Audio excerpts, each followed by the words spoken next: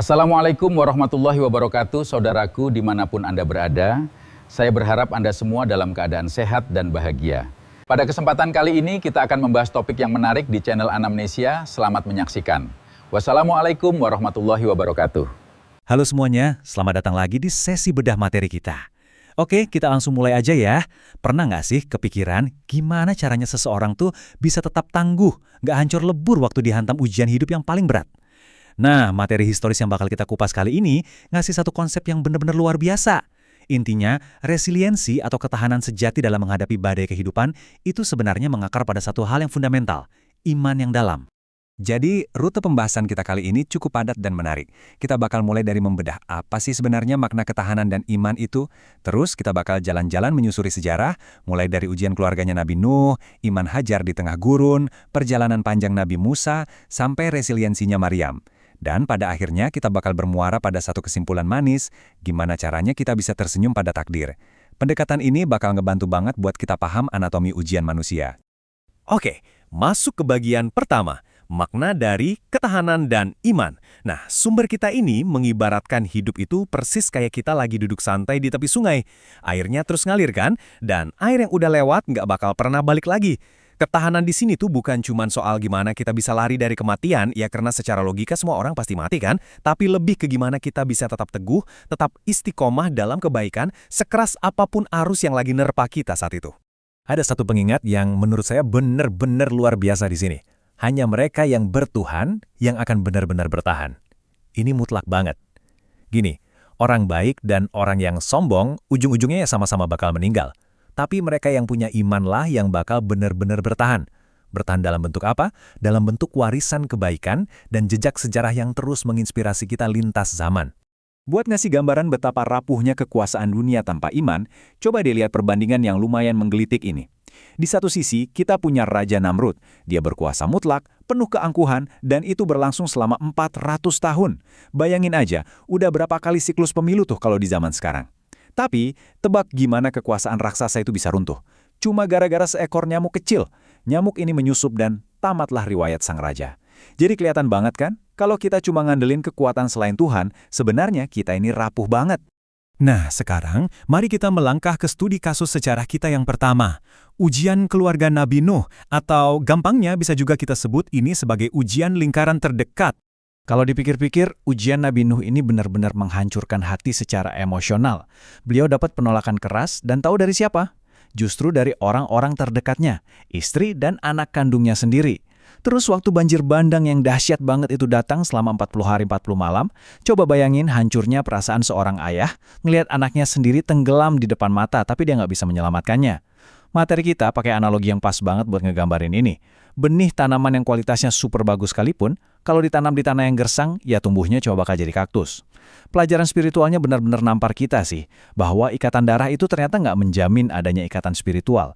Dan luar biasanya, walau hatinya hancur lebur, Nabi Nuh tetap memilih untuk bertahan. Bergerak maju di lini masa sejarah, kita masuk ke studi kasus kedua. Yang ini ujiannya benar-benar mereset habis ketahanan fisik dan emosional secara bersamaan. Iman Hajar di tengah padang pasir. 96. Ya, 96. Angka ini bukan sekedar angka biasa, tapi simbol kesabaran tingkat dewa. Nabi Ibrahim itu harus nunggu selama 96 tahun cuma buat dapetin buah hati yang diidam-idamkan, yaitu Ismail. Coba kalian bayangin, nunggu nyaris 1 abad lamanya. Dan ironisnya setelah impian itu terwujud, malah disusul sama ujian yang jauh lebih berat buat keluarga ini. Jadi gini, Hajar dan bayi yang udah ditunggu-tunggu selama 96 tahun tadi, tiba-tiba harus ditinggal gitu aja di lembah Mekah. Lembah yang kondisinya sangat terik, gersang, dan gak ada kehidupan. Tapi apa Hajar meratap atau nyalain keadaan? Sama sekali enggak. Dia justru menegaskan satu keyakinan yang absolut, kalau emang ini perintah Tuhan, dia nggak bakal pernah nyanyain hambanya. Terus, dengan sisa tenaga yang ada, Hajar lari bolak-balik antara Bukit Safa dan Marwah. Nyari air dengan penuh keputusasaan, tapi imannya tetap menyala. Dia benar-benar ikhlas melepas suaminya pergi karena dia sadar betul, suaminya cuma pencari rizki. Sementara saat itu, dia sedang bersandar langsung ke sang pemberi rizki. Nah, ini dia satu detail yang selalu bikin takjub. Setelah Hajar lari sekuat tenaga sampai kehabisan napas, air Zam-Zam yang ajaib itu keluarnya dari mana coba? bukan dari jejak kaki Hajar yang udah berjuang keras lari sana-sini, tapi justru memancar dari gesekan tumit bayinya yang lemah dan lagi nangis kehausan. Ini tuh seolah ngasih tahu kita pesan penting. Tugas kita sebagai manusia itu cuma ikhtiar sekuat tenaga, tapi hasil akhirnya murni anugerah dari Tuhan. Dan fakta mengejutkannya, air itu masih terus ngalir sampai detik ini. Hampir 4.000 tahun kemudian coba, semua itu berawal dari iman satu orang perempuan yang luar biasa tangguh. Oke, sekarang kita geser fokus ke studi kasus ketiga, perjalanan panjang Nabi Musa. Di sini kita bakal masuk ke era kepemimpinan yang tiran dan ngeliat gimana kesabaran itu diuji berlapis-lapis sebelum akhirnya sampai ke titik kemenangan. Ada satu ironi lahiriah yang menurut saya benar-benar memukau di kisah ini.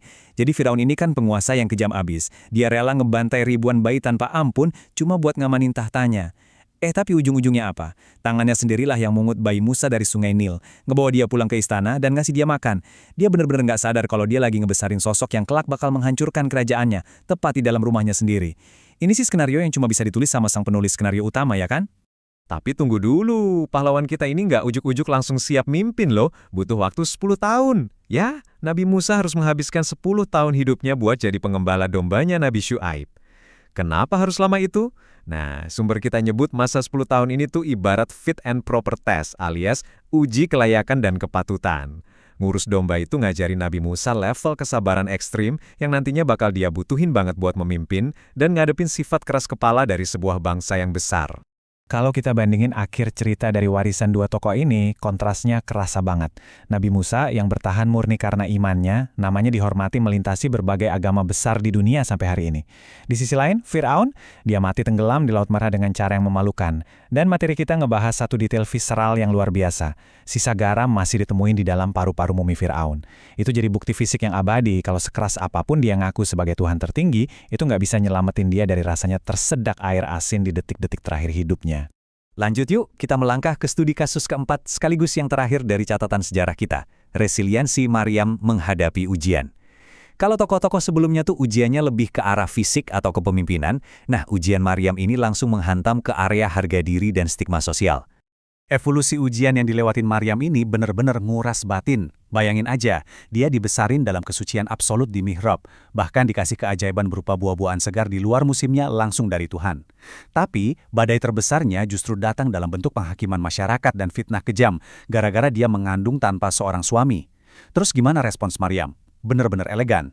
Waktu mau melahirkan, dia kan diperintahkan buat ngegoyang pohon kurma sebagai bentuk ikhtiarnya. Tapi pas dihadapin sama orang-orang yang terus-terusan mencerca dan memfitnahnya, dia milih keheningan total. Dia cuma ngerespons dengan nunjuk ke arah bayinya. Kenapa? Karena dia paham betul, berdebat sama orang yang hatinya udah tertutup itu buang-buang waktu aja. Jadi dia biarin bukti ilahiyah yang langsung bicara ngebelain dia. Setelah puas menyusuri berbagai kisah epik dari masa lalu, sekarang waktunya kita tarik benang merahnya ke kehidupan kita saat ini. Kita masuk ke bagian kesimpulan, tersenyum pada takdir.